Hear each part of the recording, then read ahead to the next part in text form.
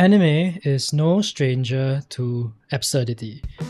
The most highly rated anime of all time right now on my anime list is a fantasy story about an elf who lives an absurd amount of time trying to find meaning in a world where large accomplishments in human lifespans are insignificant simply because she lives essentially forever. Attack on Titan was about big-ass titans scaling walls and threatening the last bastion of humanity. But it was really just a microscopic skirmish in a scheme on a global scale. Bocchi the Rock is about a loser who finds friends, which I think is the most absurd anime of all the ones I've just mentioned. So, anime is unafraid. It's brave, but sometimes bravery can be confused for stupidity.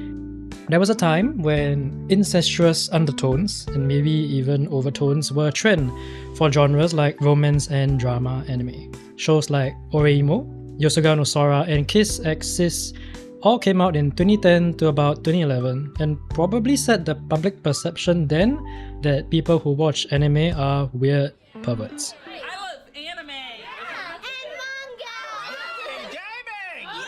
It will later evolve into weird pedophile perverts where games like Blue Archive appear, but that's a video essay for another time. The Oni-chan endemic was so bad that you had a whole subculture of fans who, ironically, or maybe they are from Alabama, who rooted for these forbidden pairings, citing incest is Wincest. So why was it so popular?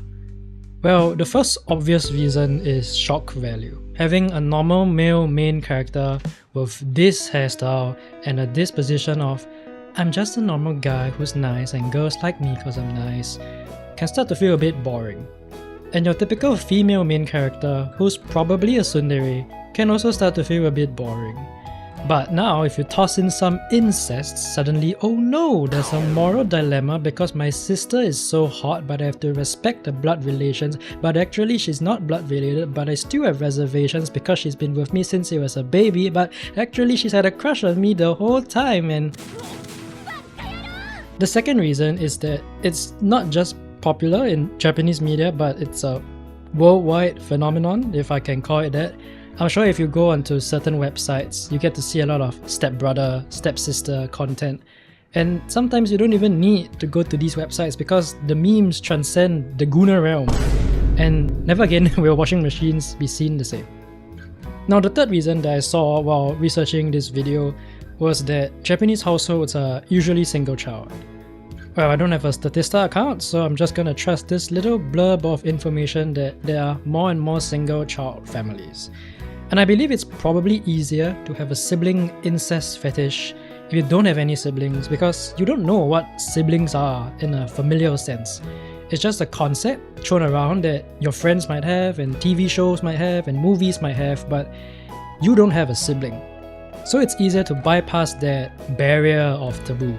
But this recurring shock tactic and sometimes even a central theme starts to dwindle in popularity as anime starts to grow and you have a more global audience, reaching beyond the niche and otaku.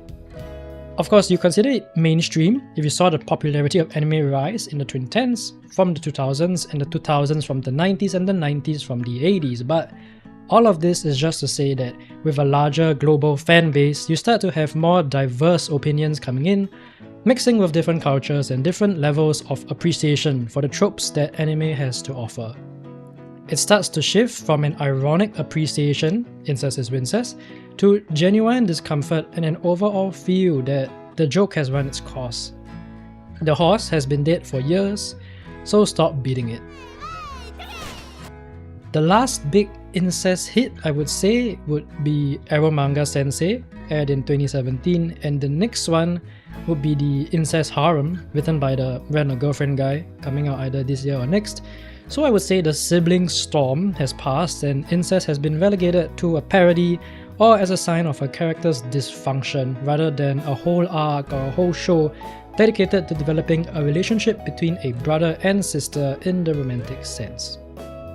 Now, in conclusion, the decline of incest-related anime is probably both writers feeling that the fad has come and gone and viewers evolving their tastes and probably seeking the next taboo, which is children. In the end, some boundaries are better left unpushed.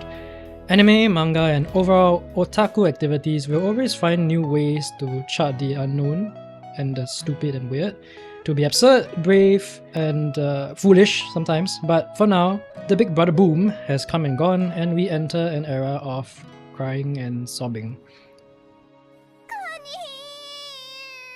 I think let's go back to the incest, honestly.